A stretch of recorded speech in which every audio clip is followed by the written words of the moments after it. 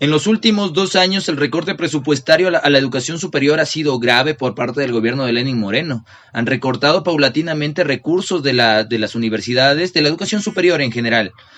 Y aún así usted por lo menos lo declaró como el mejor egresado hace un par de años al presidente Moreno.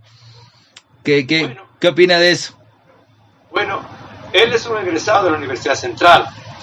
Cuando le dimos ese reconocimiento hace un poco más de 2 años, la facultad en la que él se formó cumplía 50 años y fue un gesto de la facultad con su egresado, pues ese acercamiento. Pero ese acercamiento no nos compromete en absoluto para no decir nuestra verdad y para reclamarle al gobierno coherencia en política pública, coherencia con educación pública. Así que somos absolutamente independientes. Él es un egresado de la Universidad Central y sabrá si está o no a la altura de ese antecedente académico, el compromiso con su universidad. Para continuar con la entrevista, recordemos a todos los que nos están viendo que la educación es la dimensión más importante de una sociedad. Sin educación no hay democracia, sin educación no hay libertad y sobre todo, sin educación no hay desarrollo de ningún tipo de sociedad. Por eso, combinamos a todas las personas a pensar y a repensar la educación en la sociedad ecuatoriana y su importancia. La educación superior para que haya más médicos, para que haya enfermeras, para que haya profesionales que ayuden a salir adelante en cuanto a crisis que se puedan presentar en cualquier campo. La universidad pública garantiza la democracia, garantiza la libertad y garantiza el pensamiento crítico en una sociedad y el pensamiento científico, por supuesto. Continuemos, doctor. Ahora, el tema de la gratuidad. ¿Hay algún problema con eso? ¿Con el recorte del presupuesto universitario entra en riesgo la gratuidad de las universidades? Y, bajo la misma premisa, ¿entra en riesgo que las universidades, o hay la posibilidad de que las universidades puedan cerrar sus puertas inminentemente? A ver, primero subrayemos lo siguiente. ¿Quiénes son los jóvenes ecuatorianos que están en educación pública superior? Por ejemplo, en la Universidad Central. Son los jóvenes que provienen de hogares pobres, de hogares modestos. Más del 50% de mis alumnos de la Central está en los quintiles 1 y 2, es decir, en los de menores ingresos, los más pobres. Esta pandemia ha golpeado sobre todo a estos sectores. La enfermedad, la muerte, el desempleo es el precio que han debido pagar estos sectores. Y por eso resulta un contrasentido quitarles a los hijos de estos hogares la oportunidad de la educación. Es decir, se los castiga doblemente. Por eso insisto en que es un equívoco pensar que si se les da un bono de $60 y ya se corrigen los problemas y que entonces no pasa nada con la educación pública. Es decir, que si los hijos no pueden ir a la educación superior, pues qué pena, porque ya les hemos dado un bono de $60. Eso es manejar de manera unilateral y sin comprensión adecuada la integración de los sectores de la educación y de la salud pública. Por eso yo reitero que si no se comprende esa articulación, se hierra en la política pública, como se acaba de demostrar. Doctor, y la pregunta concreta que le dije, ¿entra en riesgo el cierre o es inminente el cierre de algunas universidades o peligra la gratuidad de las universidades? Bueno, no hemos oído, felizmente no hemos oído que se diga que hay que cobrarles, porque eso sería ya pues el punto intolerable de la exclusión. Lo que hemos oído es que no se afecta la gratuidad. ¿Pero la gratuidad de qué? Si no podemos mantener la oferta académica, entonces, ¿qué es lo gratuito? Tiene que haber una oferta académica en firme, gratuita, para que no se afecte la gratuidad. Por eso reclamamos que se corrija este error, esta disminución del presupuesto, para que nos permita mantener una oferta académica y además de calidad. Porque, ¿cuál es mi lema como rector de la universidad pública, de la Universidad Central? Que recibimos los jóvenes de hogares modestos, de hogares pobres, y que por eso nuestro deber es ofrecerles la mejor universidad. No tiene por qué la universidad pública ser una universidad de segunda o de tercera. Tiene que ser una universidad de primera. Y para eso necesitamos disponer de recursos humanos calificados, profesores calificados. Hemos hecho inversión significativa para que nuestros profesores se califiquen, a fin de que los hijos de nuestro pueblo reciban la mejor educación. Y vamos a defender ese derecho. En esa posición estamos actualmente. Y no es una necedad, porque estamos diciendo, por ejemplo, que se atienda el cobro de la deuda tributaria acumulada en el Ecuador. ¿Por qué? Las universidades públicas recibimos una parte del impuesto a la renta. Las universidades públicas vivimos del 14% del impuesto a la renta. Si el impuesto a la renta disminuye, entonces disminuyen las rentas para las universidades. Pero en el Ecuador se han acumulado en los últimos años importantes sumas de deuda tributaria. De acuerdo con nuestros expertos, y eso está en la Asamblea Nacional, esa deuda significa 1.560 millones de dólares. Debe cobrarse esa deuda. Esa mora tributaria es el momento de cobrar, porque estamos viviendo una catástrofe. Y de esa manera se puede corregir el déficit de la universidad pública y no tener que tomar estas medidas de disminución presupuestaria que descalabran y ponen en incertidumbre la oferta académica. Claro, doctor. Primero, hemos mencionado ya los peligros de este recorte presupuestario en el ámbito de la docencia. Habrá 30% de docentes que queden desvinculados de su trabajo. Habrá peligro en ciertas carreras, sobre todo en las carreras de salud. ¿Qué sucederá ahora con los estudiantes que deseen ingresar a la universidad? Con la asignación de cupos, ¿cómo será el proceso? ¿Serán menos estudiantes? ¿Y cómo será esa reducción?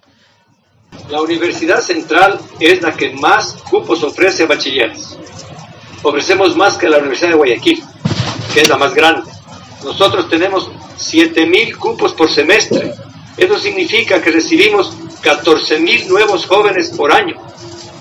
Lo hacemos con un compromiso con esa juventud que tiene la necesidad de educarse. Los chicos que ingresan pasan a un curso de nivelación. El curso de nivelación próximo costaría $1.800.000 porque tenemos que contratar profesores para los alumnos bachilleres que logran su cupo de nivelación. Vea, allí está. Tenemos que contratar profesores para impartir nivelación a los bachilleres. Pero si la disminución presupuestaria es para que no contratemos, entonces, ¿cómo mantenemos la oferta para los bachilleres? Por eso es que el Consejo Universitario decidió dejar por el momento suspendida la matriculación hasta poder de manera responsable y seria garantizar la oferta académica. Y garantizar la oferta académica implica que necesitamos un segmento de contratados. Eso es inevitable. Entonces, por eso, ¿cuál es nuestra posición? Que se revise esta decisión del Ministerio de Finanzas, porque es inconstitucional, y que tenga en cuenta nuestros argumentos de financiamiento. Es decir, que no se ignore que la universidad pública no es que está reclamando en un momento en que no hay de dónde pagar, sino que estamos dando ideas de recursos factibles para corregir el déficit fiscal y atender las prioridades sociales como es la educación pública superior. Correcto, doctor. En ese sentido, las matrículas estaban programadas para el viernes próximo, si no me equivoco. ¿Cómo se llevará a cabo ese proceso de matriculación? ¿Para cuándo se tiene programado o cómo para garantizar el ingreso de los estudiantes? Próximamente, ¿las matrículas cuándo serán? El Consejo Universitario tendrá una reunión el viernes para analizar de manera seria, muy minuciosa, toda la situación financiera. De esa manera nosotros podemos establecer en qué condición estamos para comenzar el proceso de matriculación. Porque imagínense lo que podría ocurrir si nosotros arrancamos un semestre con un 30% de profesores contratados a los que no les vamos a pagar. ¿Cómo podemos enrolar a un profesional mediante una modalidad de contrato a sabiendas de que no le vamos a poder pagar? Nosotros no podríamos engañar a los profesionales contratados y también estaríamos engañando a los alumnos. Por eso llamamos a la reflexión a las autoridades del gobierno, al ministro de Finanzas, a que retiren esta disminución del presupuesto y se abran a un diálogo y a escuchar nuestras propuestas de financiamiento. De darse el caso, doctor, de que el gobierno no revea esta decisión y se mantenga firme en quitarle dinero a las universidades, ¿cuál será la posición de la Universidad Central y cómo se llevará a cabo la asignación de cupos y matrículas? Bueno, nosotros aspiramos a que se sensibilicen, no pueden mantenerse indiferentes a los argumentos, al reclamo porque hay realmente una ola de inconformidad social. Nuestros alumnos son un poco la antena de esa inconformidad social y además hay mucha adhesión y simpatía a nuestro planteamiento de distintos sectores, tanto de los medios de comunicación como sectores profesionales y organizaciones que entienden que nuestro reclamo es absolutamente válido. Una sociedad que no tiene educación es una sociedad sin futuro. Una sociedad que no tiene educación está sacrificando una nueva generación. Entonces, la crisis por la que hemos pasado ha mostrado pues una faz que tiene que corregirse. Hay mucha simetría social, muchas diferencias, y es el momento de empezar a corregirlas. Doctor, para ir concluyendo con la entrevista, por supuesto, con muchas preguntas sueltas que quedan, pero para ir concretando, ¿qué sucederá con el tema de la vinculación con la comunidad en el caso de la Universidad Central? ¿Qué pasará con las carreras de posgrado también en la Universidad Central que se han abierto últimamente, carreras de posgrado en diferentes escuelas, diferentes facultades y más? ¿Qué pasará con eso y con las becas a los estudiantes también? Tenemos las becas, de hecho se están haciendo desembolsos para los becarios del último semestre, y se están haciendo las transferencias, es decir, esa es una línea de la gestión universitaria que la hemos cuidado muchísimo, porque algo que quiero resaltar es lo siguiente: para nosotros el recurso humano ha sido lo fundamental, tanto los alumnos cuanto los profesores, y hemos dispuesto de muy pocos recursos para inversión en infraestructura. No hemos podido expandir ni mejorar la infraestructura como hubiésemos querido, pero hemos dado prioridad a la formación, a los laboratorios, a la capacitación de los jóvenes, al trabajo de campo, a la vinculación con la sociedad. Para nosotros es un eje fundamental de acercamiento a las necesidades de la sociedad, del desarrollo humano, y tenemos muchos programas de vinculación con la sociedad. Casi todos son presenciales, lamentablemente tendrán que estar en receso hasta que podamos volver a la actividad presencial, pero las que no son presenciales se mantienen activas, de modo que nos mantendremos fieles a nuestros postulados. Somos una universidad pública, tenemos deberes con la sociedad, tenemos que estar a la altura de esos deberes, y el principal deber es formar profesionales de alta calificación, que puedan realmente ser líderes de los cambios sociales en su campo profesional. Aparte, doctor, se pone en riesgo también otros programas que ha llevado a cabo la educación a nivel nacional, como el tema de la alfabetización, que es un programa que realmente importa a la sociedad, que debe seguirse llevando a cabo, y adicional a eso, la vinculación con la comunidad de la Universidad Central requiere personal, como usted dice, requiere profesores, docentes, requiere personal de otros ámbitos también. ¿Cómo garantizarla con menos recursos, doctor? ¿Cómo optimizar esos recursos? Nosotros defendemos los recursos de la educación superior pública porque es defender las oportunidades que tiene el pueblo de desarrollarse, no solamente de nuestros alumnos, sino de las comunidades que han contactado con nosotros. Tenemos nosotros proyectos de vinculación con la sociedad en lo que llamamos los macro territorios cantonales, en Cayambe, en Pedro Moncayo, en el Cantón Mejía, y hemos sido requeridos por innumerables otros cantones del país a los que no podemos atender por nuestras limitaciones. Pero entonces, si queremos ser una universidad en el sentido pleno de lo que significa la universidad, debemos mantener nuestra línea de gestión, y eso requiere recursos, compromiso del Estado ecuatoriano y, por supuesto, iniciativas nuestras. Sobre todo, optimizar los recursos, doctor, es lo que le decimos, lo que pensamos también los ciudadanos. Sobre todo, le está hablando un egresado de la Universidad Central que conoce su realidad. Optimizar los recursos, sí, precisamente en infraestructura, en dotar de mejor infraestructura a los estudiantes, mejores aulas, mejor equipamiento tecnológico de todas las carreras y más. Pero sobre todo, doctor, un tema que ha salido a flote por parte de la otra vereda, de los que están a favor del recorte presupuestario, son los salarios de los docentes, de los rectores. Hoy en la mañana leí un tuit de alguien que dijo que el rector de la Universidad Central gana cerca de $5,300, casi $300 más que el presidente. ¿Cómo optimizar también en ese lado el salario de los docentes para que sea un salario competitivo? Sí, pero que también se optimicen esos recursos en otras instancias de la universidad.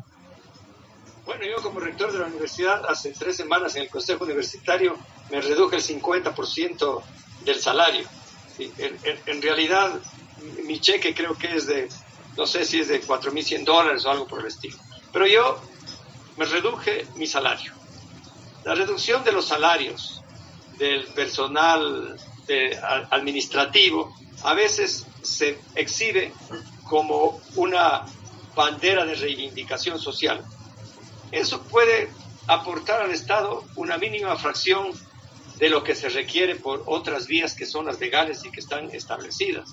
Los profesores de la universidad en general y de la Universidad Central en particular son profesores que se han preparado durante muchos años, han alcanzado maestrías, grados doctorales, son personas maduras, son padres y madres de familia que trabajan pues intensamente en su universidad y dan su mejor esfuerzo, de manera que no es que sea una burocracia que se lleva los fondos públicos, porque yo me temo, espero que no sea así, me temo que esta reducción también pasa por esa idea, esta idea de que hay que se desinfle el Estado, y siempre que se piensa en desinflar el Estado, pasa eso por salud y por educación. No es la primera vez. Hace 20 años, cuando yo trabajé en el Ministerio de Salud, también estuvo en su apogeo la idea de que había que reducir el tamaño del Estado. Y lo que se hizo fue achicar el Ministerio de Salud y achicar el Ministerio de Educación. Es decir, las áreas críticas del desarrollo social son las que primero pagan las consecuencias de esta forma de ver el Estado. De manera que tiene que verse que la educación es una inversión y que la inversión pasa por tener recursos humanos docentes de alta calificación.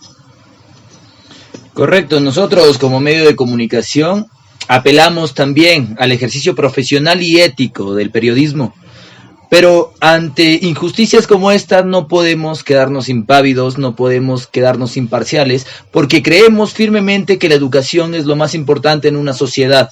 Por eso, llamamos a todos a que nos sigan con el hashtag #HuelgaEducativaS para poder pues dar nuestros puntos de vista y establecer también dentro de la agenda y del debate político nuestra posición como estudiantes, como docentes, como ciudadanos en común.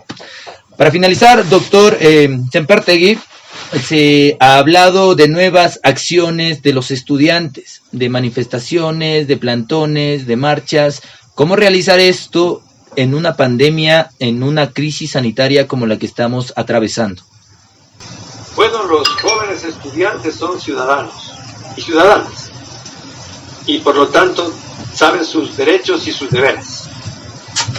Y ellos deciden hacer alguna manifestación presencial, tienen que saber cuidarse a sí mismos y cuidar a los demás. Saben cuáles son las medidas rigurosas que tienen que aplicarse en el distanciamiento social. Y mi posición como rector es exhortarlos a que cumplan esas normas de salud pública. Tenemos que dar ejemplo en ese sentido. Yo como rector no puedo disuadirlos de que se manifiesten, tienen derecho como ciudadanos a tomar la decisión que consideren más conveniente, pero como rector y como médico los exhorto firmemente a mantener el distanciamiento social y las medidas de prevención que ellos seguramente conocen. Sobre todo, una buena mascarilla, guantes si es preciso, aunque no es indispensable, el lavado de manos y estar por lo menos a 2 metros del prójimo. Creo que eso hay que cumplir. Los estudiantes universitarios llevaron a cabo el día de ayer una manifestación desde la Plaza Indoamérica dirigiéndose por las calles de Quito en plena crisis sanitaria. Pues el lema importante era: la educación no se vende, se defiende. Y mantenemos nuestro apoyo a todos los estudiantes y personal de las universidades públicas para seguir pues manteniendo el ejercicio legítimo, el derecho legítimo a la educación gratuita, pública y de calidad. Doctor, para finalizar esta vez sí, ¿cuáles serían sus conclusiones y cuál sería su mensaje a la comunidad universitaria a nivel nacional?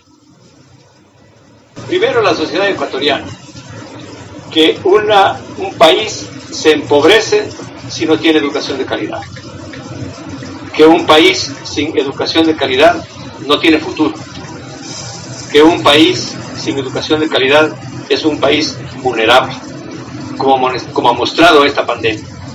Qué vulnerable es nuestra sociedad. No puede construirse de la noche a la mañana una práctica de prevención y de salud pública. Eso requiere procesos sostenidos de educación social. Por eso la educación es tan o más importante a veces que la salud pública, porque una buena educación construye una buena salud pública.